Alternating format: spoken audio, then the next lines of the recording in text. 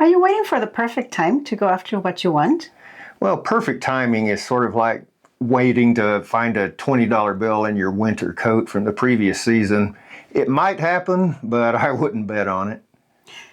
I have an opinion on that. When I have the correct one.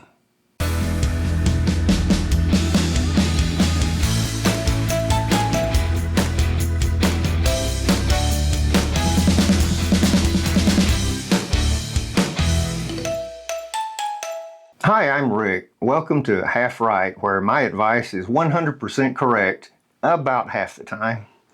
And I'm Tonie, and I'm here to cover the other half. Well, have you ever waited for the perfect time to do something or to get something done that you want to do? Well, what about perfect timing? That's our topic today. Is that a real thing or is it a myth? What do you think? I know you have an opinion on this. I always have opinions. That's true.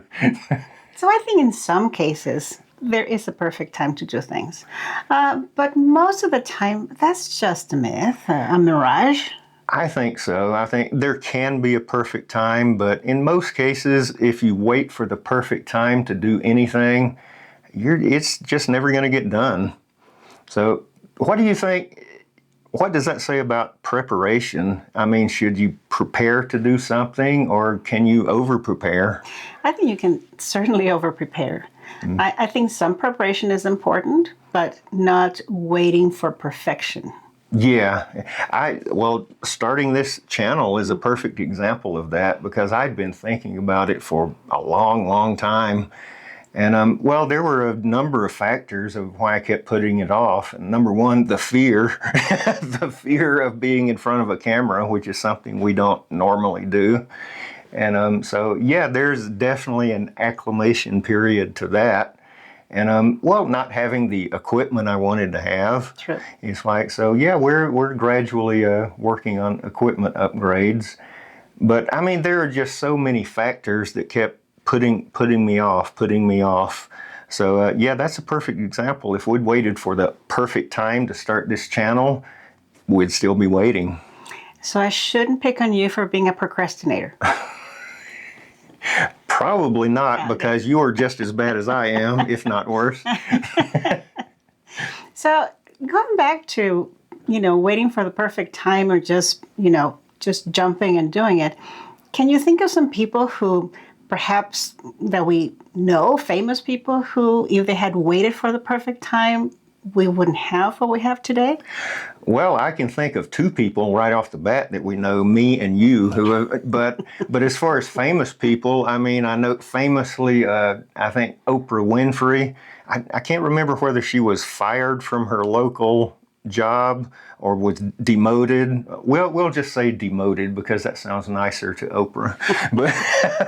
but I think she was demoted from her local TV job in Chicago. And we all know what happened after that. She built an empire, and who knows if she had not been demoted from her job, who knows if what happened would have happened. That's true. What about the woman who wrote Harry Potter? J.K. Rowling. Yeah, that's another good example. I think her story was she was working as a waitress or working in cafes or restaurants or something. And at the time, she was a single mother on welfare. And that's when she started writing the Harry Potter series. And, so if she had waited for the perfect time, who knows? It would have never happened. And she wouldn't be like the richest woman in the world now, Right. Or one of the richest women in the world.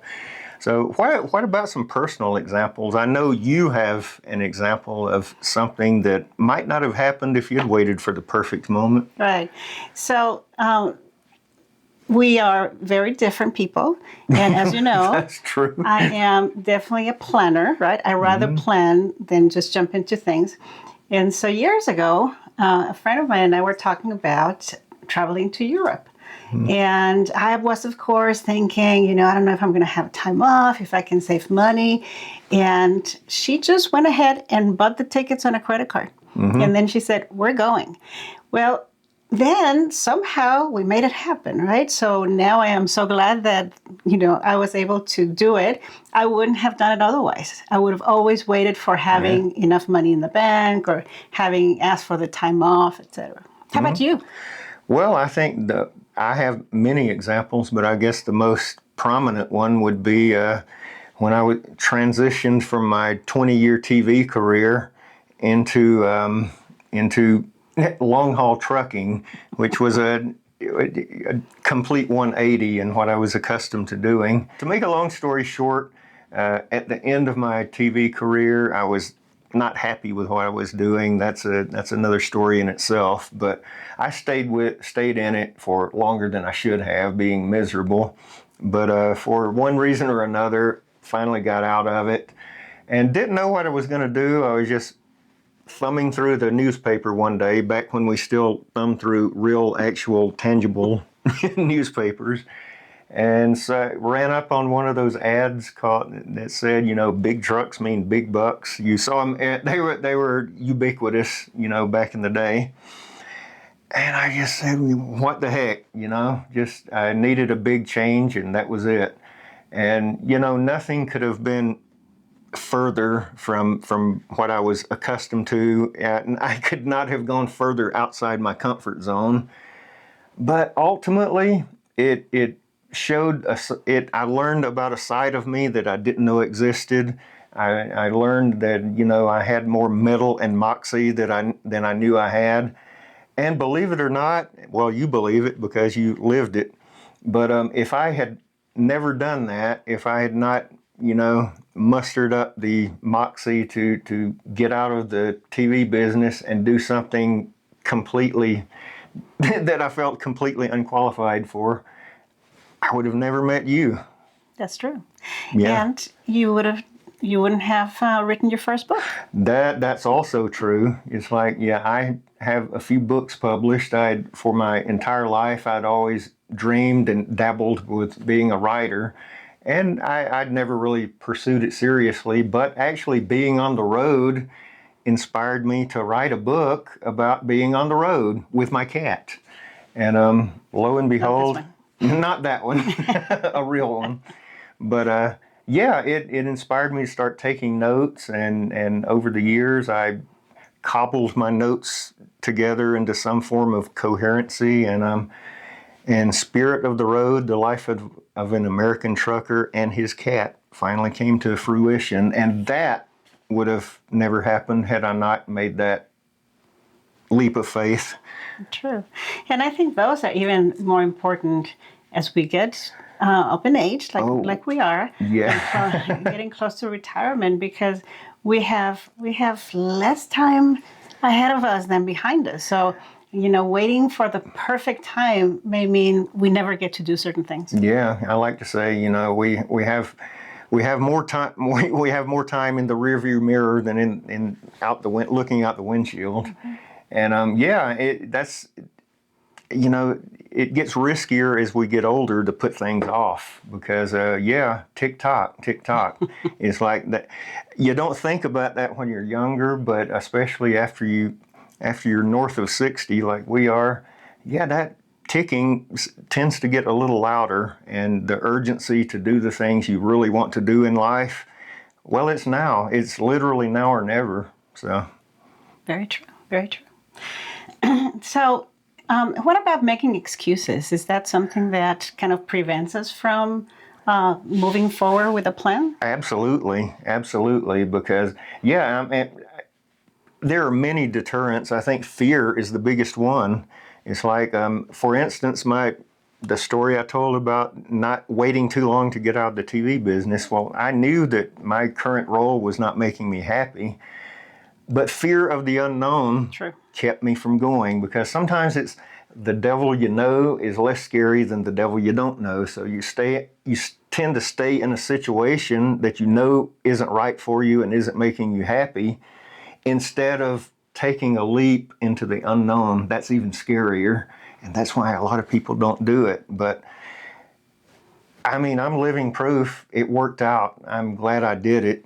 And honestly, there's no guarantee it's going to work out. That's why it's scary. Mm-hmm. But you know what the result's going to be if you stay in a situation that's whether it's a job that's not making you happy, a relationship that isn't working out, anything.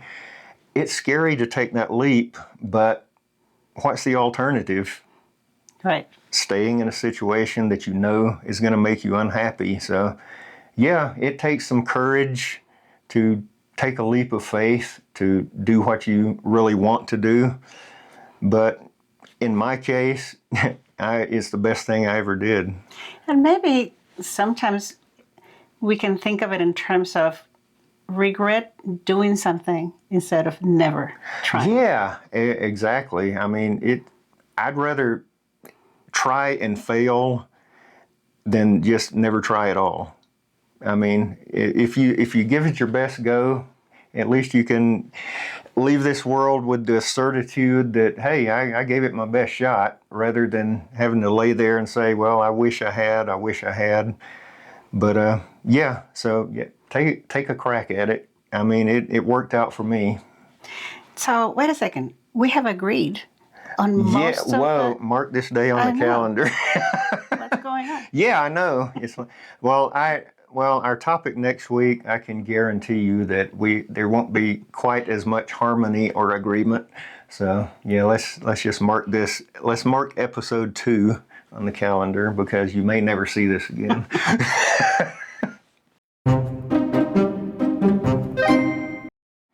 So the right time is right now. And the right place is anywhere you start. Well, except maybe the DMV. The DMV is never the right place.